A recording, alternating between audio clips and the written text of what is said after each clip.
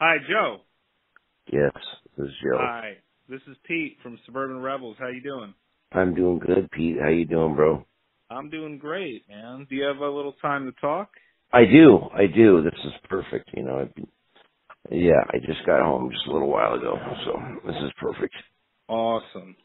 Well, this is like episode number 3 of the Zine that morphed into this little podcast thing I'm doing. So, where did you grow up, and how'd you get into punk rock? That's a funny story. Hang on one second. I'm going to get to where the reception will not cut out. So just give me 1 second, Pete. All right, no problem. All right, you there? Yeah, I'm here. Okay, cool. Sorry about that. No problem. So you really want to know how I got into it? Yeah. All right. Well, we were just surfers and skateboarders, and punk rock came out, and a couple of my friends started going to Hollywood. I'm from Long Beach, California. Mm-hmm. And I was working in skate parks and shit. I was pretty young. It was 78, 77. We went. My first gig was the Germs at a place called The Mask in L.A. And I just, I had played a little bit of guitar. Mm-hmm. My uncle taught me a little bit, and I'm like, shit, dude, we can do this, man. We can play this shit. Mm-hmm. And that was it. And then we started a band called Der Stab, Der Stab, and that was a fun band. It was, pretty straight up punk. And then I started noticing that like Top Jimmy and the Rhythm Pigs and the Blasters and James Infield were starting to play with punk rock bands, which was really cool. Like some of the roots Americana bands back then were, on the same bill as X and the Go-Go's and stuff. Right. And I just veered towards that, and the psychobilly and stuff. I veered towards some more. I just wanted to be a musician at that point, Mm-hmm. So we played in Gestapo for a while, and then I started my own band called the Loners. And then it was kind of a blues rockabilly band. And then the Hated needed a bass player, so I played bass in the Hated for a while. And then I went back to the Loners, and then TSOL had broken up. And I knew those guys just from being in the punk scene, because back in the old days there was only 100 people there, and they were all in bands. Right. It was like everybody in the crowd was in a band, like Black Flag or, the Go-Go's, the Plugs, X, the Alley Cats, like, so, it was a really tight scene, and the Blasters and Jimmy and all these guys, it was a big mix of, soulful music and punk rock, and I kept veering towards the Americana kind of music and the blues. And, then Ron Emery started sitting in with my band. When TSOL broke up. Oh, okay. And then Jack wanted to do like Duran Duran kind of shit. Mm-hmm. And that's fine too, Right. But everything was so in flux, man, back then, we were just kids. Mm-hmm. And Ron started playing with me, and then Roach, the bass player, started hanging around. He said, dude, let's start a new band. I said, fine. And we got a drummer, and we weren't going to call it TSOL at all. Mm-hmm. And, the manager came in, Mike Verini. He was the manager for the Dead Kennedys. And he said, let's call it TSOL, and I can get you record deals and a tour right now. And that was that. Okay.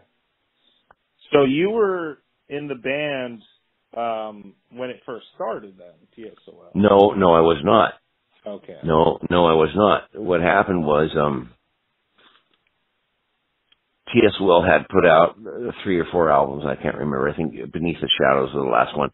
And then they broke up because Jack wanted to go his own way and Todd wanted to go his own way. And Mike and Ron were best friends. And then they hired me, to sing in this new band, supposedly. Right. And, so I started in 1983. From 1983 to 1993 is when I did, the America, and I still do shit in Brazil, but that's it. Right, okay. Yeah. Because I'm not going to compete with the original members. Once they got back together, that was, I'm totally cool with that. Right. Yeah, I totally got confused for a second. I said, "Wait a second." So the story's very confusing because I ended up marrying Jack's the original lead singer. I ended up marrying his little sister. Oh, right. Okay. So it gets really deep into all this weird. It's just it's a soap opera really. It's kind of funny. Right. Well, what was the energy like when Ron and Mike when you joined? It was awesome. Everything was awesome. I mean, I was really, I was young and I was writing tons of songs. And me and Ron wrote a lot of songs together, and then Roach also. And even Mitch, it was just a great fucking, it was magical. It was like one of those once in a lifetime fucking groups, you know what I mean, that you only get once. And I wrote most of the lyrics, and Ron would write these bitchin' hooks. It was just fucking good. And, there was no, I didn't have any problem, but the first year once they called it TSOL and made Change Today, I mean, I got booed off the stage, I got my ass kicked, I got hit in the head with bottles. I mean, I got, I every night after the show I'd have to face 3 or 4 skinheads, because they wanted Jack. It took me a long time of, just being, perseverance to get past that. Yeah, that must have been tough. It was tough, man. I was just a little kid, but you know what? I knew what I brought to the table. I always did, I knew that that I had just as much spunk or punk or whatever as anybody else. And I mean, we had some. It's funny now because I look at some of these people. They're such fucking hypocrites. These old punkers. That I remember fucking. I had a discussion with what's his fucking name? I can't stand him. He's the third singer for Black Flag, Henry Rollins. Henry Rollins, right. Henry Rollins. So I'm having a discussion in Florida with him and telling him how much I love the Doors and how Jim Morrison was a poet, and he was just kept telling me what a fucking hippie he was and how he sucked dick and all this other stuff. And then I see him later on in a documentary about the Doors, and he says, "Oh yeah, Jim Morrison's great," and this and that. He's just he's just a fraud. He's a complete fraud, and it's just funny because I just stuck to my guns because as soon as TS was over, I started the Lonely Ones, which is, same thing as I did before I joined TSO. Exactly what I love, Right. Yeah, how many times have you been compared to Jim Morrison? Because I think you sound like him. Oh, many times. Many times, but I'm not Jim Morrison. I'm not as smart as he was. I'm not a sociopath like he was. I mean, that's where Jack comes into play. He's just like Jim in that aspect. But other than that, I just really thought he had a great voice from the screams to the low, and he's kind of was who because I'm tone deaf practically, and I had to pick somebody, to be my influence, and I picked Jim Morrison, and I really like writing and stuff like that. But I'm nowhere near the fucking, IQ that he had. Yeah. Do you think Los Angeles shaped the way you write lyrics and music at all? Oh, totally. Totally. Because I was a street kid from the time I was 13, 14. I lived at, friends' houses and outside and everything else. I carried around a little bag that had like little baubles and belt buckles and stuff that I would trade to survive. I wore only leather pants, and I really had a great time with that. But as you get older, you can't do that. Yeah. And you started playing guitar. Is that because of the blues? No, yeah. What happened was my uncle, my dad, left my mom, and my mom ended up hooking up with my dad's brother, who he was just really I really looked up to him, and he was a guitar player, and he taught me how to play the blues and said, "Dude, just play the blues and you'll be able to play for the rest of your life." And it was a big influence on my whole life, but he died in prison, and but I still, to this day, I think about him, and sometimes I even put on that movie Riot with Jim Brown and Gene Hackman. He's in that old 60s movie. It's kind of cool. And what was recording Change Today like? It was funny. It was really very fast. We had practiced in this guy named Potato Head's garage, and he was a pretty popular punk rocker and music guy. His name was Jerry Hurtado. We practiced in his garage for about 6 months.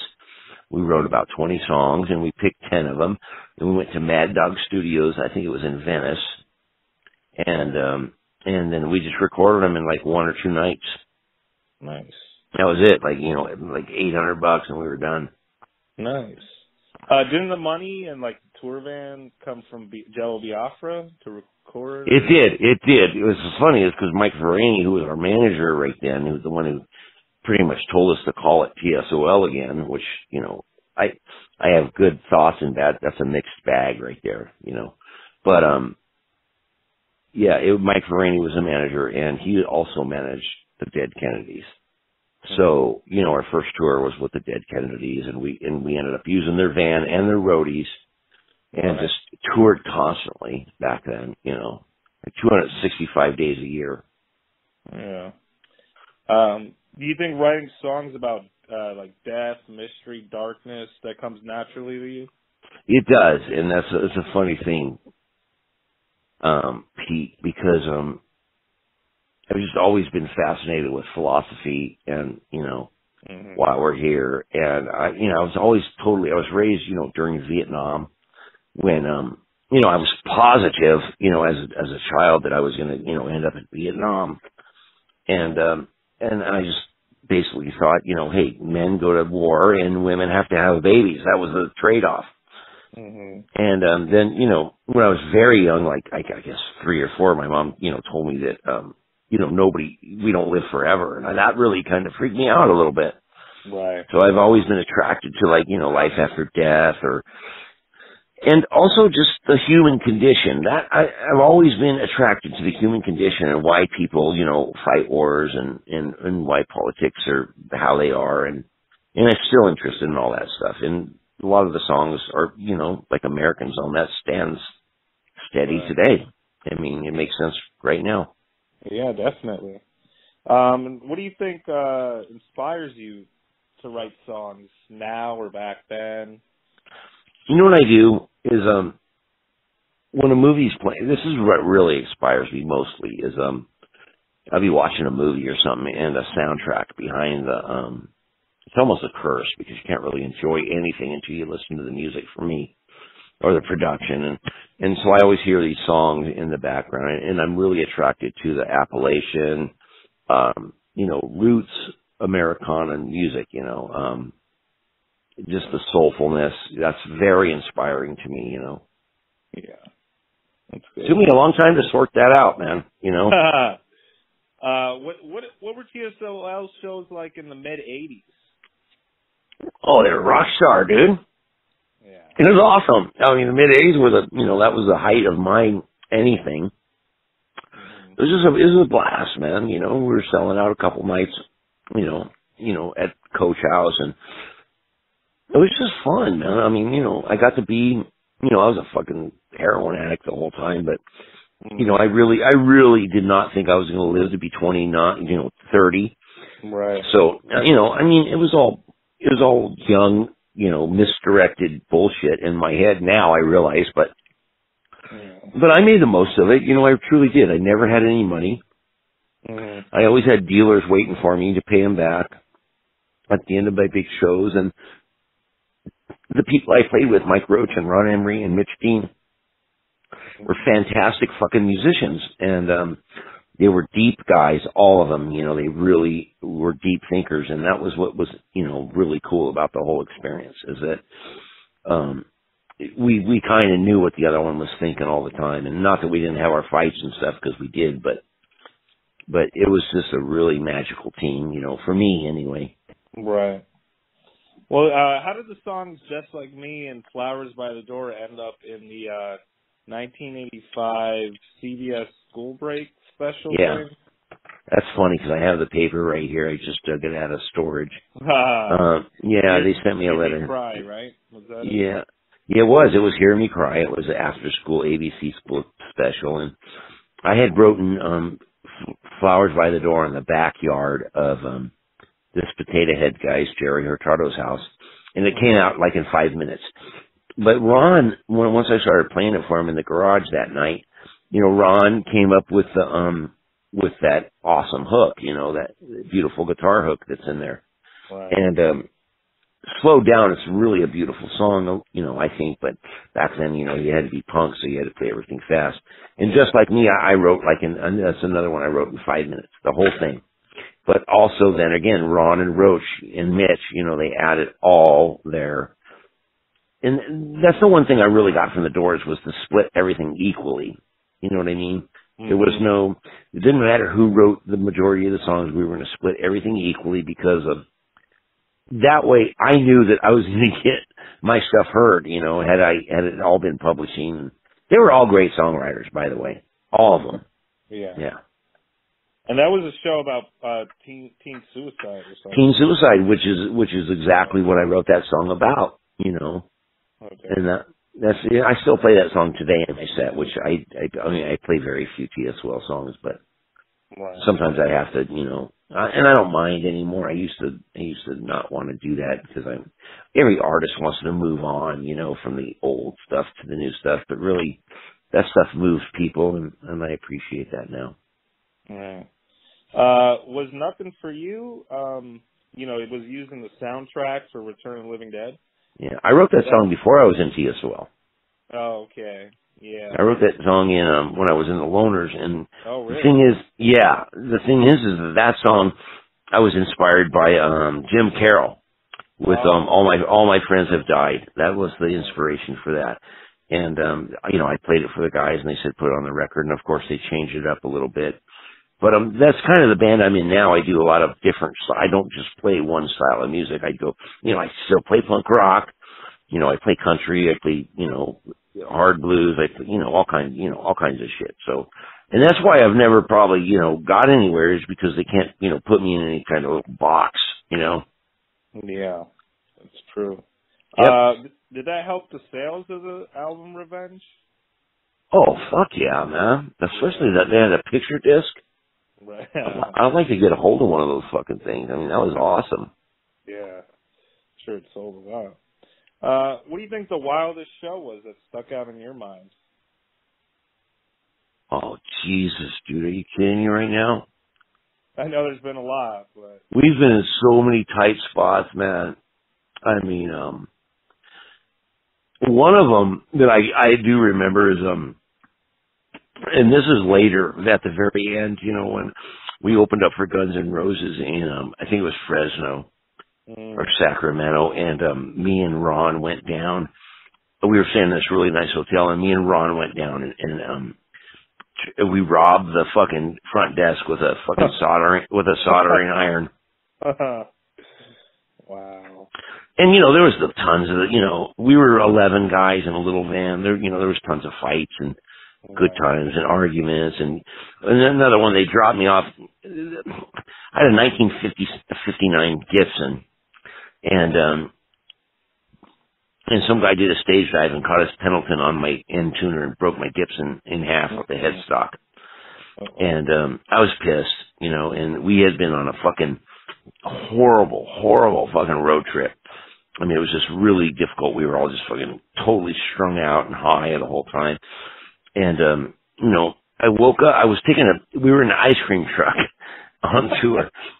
And I woke up in the back, and I was completely spray painted with all these different colors. They had spray painted me. And I had $30 in my pocket, and the whole outside of the ice cream truck was spray painted. We were coming home from San Francisco or I can't remember, Sacramento. Mm-hmm. And I started saying, "What the fuck are you guys doing?" I started yelling and getting mad, and you know, the driver, Freddie Perrell, he said, "Get the fuck out of the van." I said, "Fuck you, I'm out." I took my broken guitar, and I got out, and I look up, and there's a sign that says, Los Angeles, 311 miles. Oh, no. So there was no rest area or nothing, and I'm thinking, they're going to turn around any minute. You know, they're going to turn around. It's fucking 3 o'clock in the morning. They're going to turn around and pick me up. Well, they never did. So when the light came up, I took the $30 and I held it out. Mm-hmm. And the first car that saw the money pulled over and picked me up. Me and my guitar, I was still spray painted, my face, everything. And and then I get in the car and the guy asked me, "Hey, you want a beer?" I'm like, "Yeah, sure." "Hey, I got some Coke." I'm like, "Awesome, dude." I go, "Where are you going?" He goes, "LA." I go, "Perfect. I'm we're on it. He's like, yeah, no problem, dude. I gave him the $30, and about 50 miles into the trip, I see the ice cream truck broken down on the side of the road, with all the guys standing around, totally hungover, and the party's over. They're just trying to get home, and they're broke down. The thing's steaming, and I go, slow down. That's my band. I go, and he slowed down. Next one, I just fucking flipped him off and said, "Fuck off, motherfuckers!" And I drove to LA with this guy, and I got there like 3 days before them. That was pretty fun. Amazing. That's good. Yeah, that was a good story. That's a good one. Yeah. Did you ever do any songs off Dance With Me? I know you guys did them live, right? No, we never did anything that Jack did live. Never? Oh. Nope. Just like I don't think they do any of my songs. Oh, which is fine, and I think that's the best way to go. Yeah. I'm not Jack. He's awesome at what he does, Even though I don't like him, he does what he does, you know what I mean? And he's good at what he does. And we never did each other's songs. I could never do, I'm not a Code Blue guy. Right. I'm not. I thought you did Silent Scream, though, no? Am I wrong? Nope. Okay. You know what? I think, okay, what's the, at the very, very beginning, this is like the first fucking 6 months that we started playing. What's the poem? It might be Silent Scream. We did that a few times because I really like that song. Yeah. It was, The Walking Dead. It was a poem, like an Edgar Allan Poe song. I think you did that maybe live in Trenton. Just a couple times. Yeah, just a couple times. And I could tell you're from the East Coast, by the way. So, yeah, how was Revenge made differently in regards to Change Today? Actually, we wrote Revenge on our, I think except for Nothing For You. We did our first version of Colors on that, which I wrote that with Mike Roach. And Ron, again, wrote that bitchin' fucking guitar hook. He was a great fucking guitar player, man, just phenomenal. And, he was really into the Damned, so, he really did a lot of Captain Sensible stuff. And it's funny because I wanted to learn that, and he wanted to learn the blues, so we had a blast playing guitar. That was kind of written on the road, as we toured, because we toured constantly back then. And, we did it, and, we actually got our, I think it was, what's it called when the record label signs you up again? Whatever that is, but they signed us up for another record, and we made that record. I think we made it at the same place, Mad Dog Studios. I'm not real sure, but we ended up recording in some really cool studios, like really bitchin' studios. And it wasn't until the next album where they just started really fucking our songs up with the whole '80s snare, fucking the snare. And I was so fucked up. I didn't know what I didn't know what was fucking going on. With the big hair and all that. We had, people that dressed us and shit. And, that was just, it was a mistake on my part. I totally agree. But I didn't give a shit. I just knew that I wasn't going to live very long. Right. I did not have a plan. I did not have a plan for today. That's for sure. Right. Well, how much fun was shooting the videos for Revenge and Colors? I don't remember. I think you guys were on motorcycles, right? In one of them. Oh, for Revenge was awesome. Yeah, that was a great video shoot. I broke my in Nothing For You. I broke my collarbone at the end of that, and you can see. And we left on tour the next day. Oh, okay. When I had broken my collarbone, you can see at the very end when I'm having this knife fight with Mike Roach, and he pulls out the gun, and I fall. Well, there was a cement block underneath the grass, and I hit it, and I broke my collarbone. Oh man! And I didn't go to the doctor or nothing. We just left on tour the next day, and I just I just self-medicated through that whole thing. Right. And they were all fun. Revenge was fun, but then when it got into Colors, then they wanted to make us a big band, and I was all for that. I didn't know any better, Okay. Hang on one second, Pete. Okay? Sure. Fuck, I got this awesome cell phone that does not work inside my house. I gotta walk outside of my porch every time I want to talk on the phone. It's ridiculous. Oh man. But anyway, yeah, they wanted to make us rock stars, and I didn't know. You know, I was just so fucking strung out on dope and everything else that I just kind of went with the flow.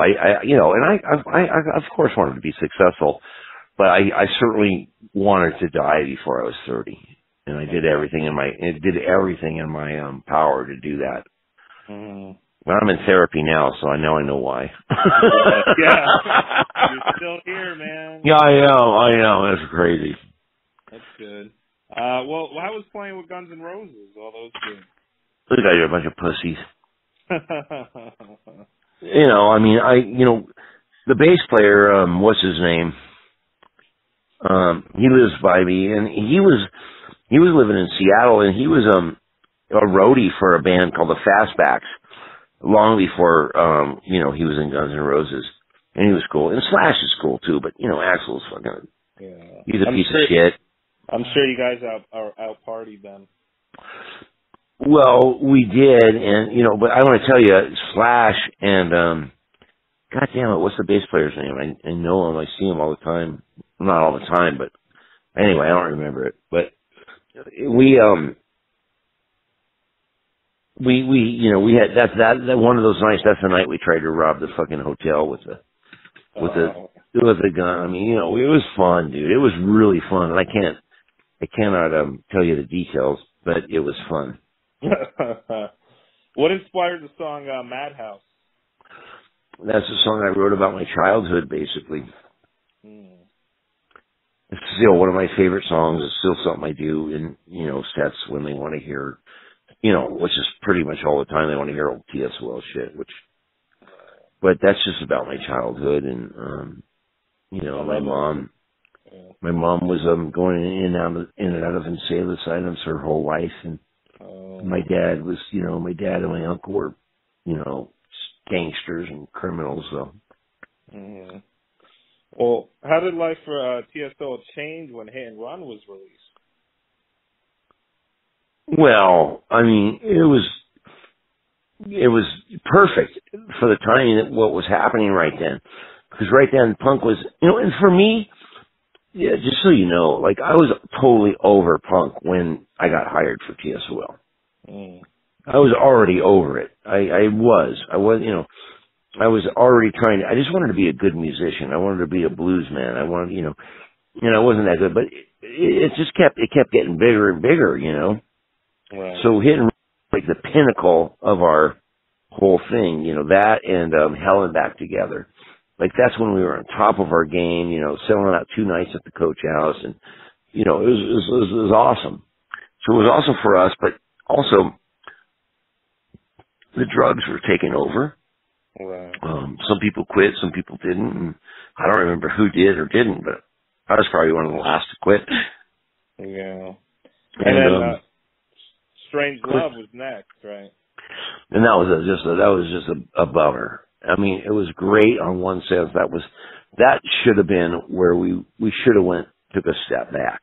But having serious problems within the band, and then Marshall Rohner, the guitar player, was one of the all-time great guitar players in LA. He was, and he's played with everybody, and he was just over the top on drugs, and and Mike was having problems then, and I certainly was having problems, and everybody was having problems, and it was kind of like we felt like we were beating a dead horse at that point. Mm. Right. And we kind of left it to the producer, and that shit got out of hand, and to where people thought it was metal, and it's not metal. It's not a metal record by any, it's I could say it's more classic rock sounding, but right. with Rohner's guitar playing, which is phenomenal on that record, by the way. It's something to be, but people really can't even listen to it that were into Tsol. But it's, there's great songs. We got Scotty. So Marshall Rohner recorded the album, and then we got Scotty Phillips, who became a producer of the Ramones and stuff like that. Mm-hmm. And, he was great to tour with. Great guy. Fucking love him to death. Great guitar player. And then after that, it was kind of over. Mm. But we found out that we were huge in Brazil, so we put together these reunions. We go to Brazil, and it was really fun. You know, we had paparazzi and the whole 9 yards, and then they come back over here and play for 3 people. You know, and 2 of them were my, you know, the barmaid and the bartender.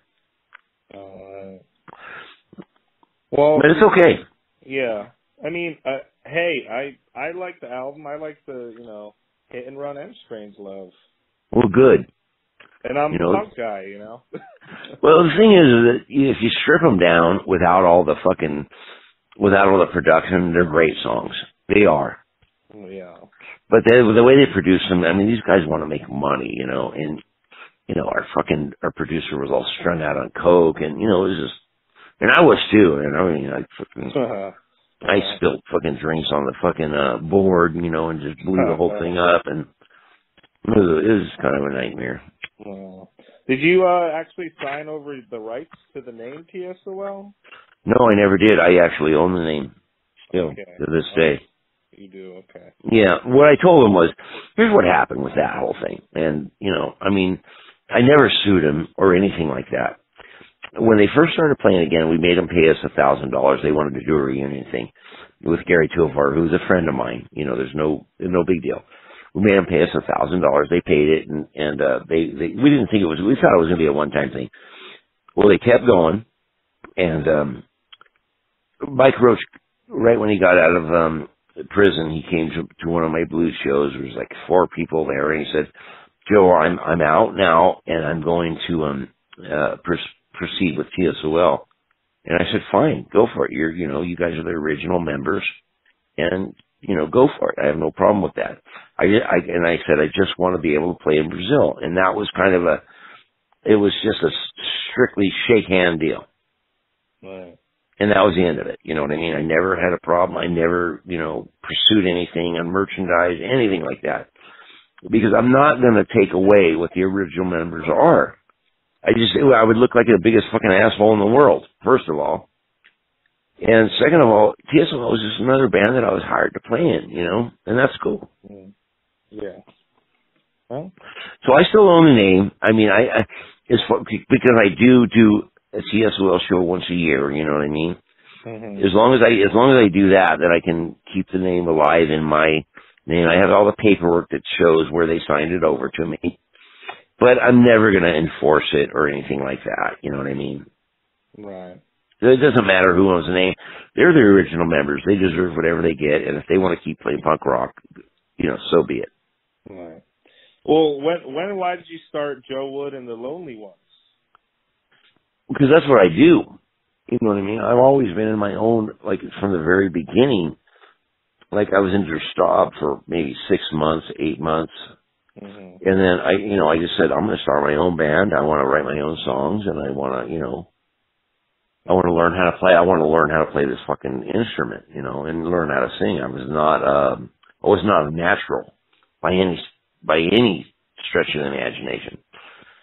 So I quit Der Stab, and you know, right then, you know, everybody was coming out with you know, I guess Stray Cats were coming out, and you know, the Blasters were coming out, and that was kind of the group. That was kind of the group I went for. Instead, the punk rock shit was already old to me. You know what I mean? And I wanted to be a better guitar player. That's why. So after I did the whole Tsol thing, I went right back to where I began. Okay. To the roots thing, and that's what I do now. And I put out 4 records, and you know, I'm a little bar band. I love it. My son's played with me. It's been a great life since then, you know. Yeah. What are you currently up to in the studio today? Are you recording new music? Yeah, I'm recording. I'm getting ready. I'm getting ready to put out a new record. And you know, I don't know if you've heard some of my records, but if you listen to the first Lonely Ones record, I mean, there's some punk shit on there. You know, it's not just blues or, you know. There's some punk rock shit on there, and you can see it on YouTube, like Dark Days and Inside Me, you know. And then I did Cisco Poison, which is really my first solo album after Tsol, which is really very much influenced by Ron Emery and kind of what was happening then, the grunge thing that was happening. It's one of the best records I've ever made in my life. And you know, it's so there was that. I actually forgot about that. And then, you know, we did Orange Wedge too with couple members of TSOL. But the Lonely Ones is my own, that's my life. That's what I do now. I play little gigs and, make a living at it. And it's all good. All right. That's good. Do you have any, like, favorite bands, like top 3? Yeah. Let me think, man. That's a tough one.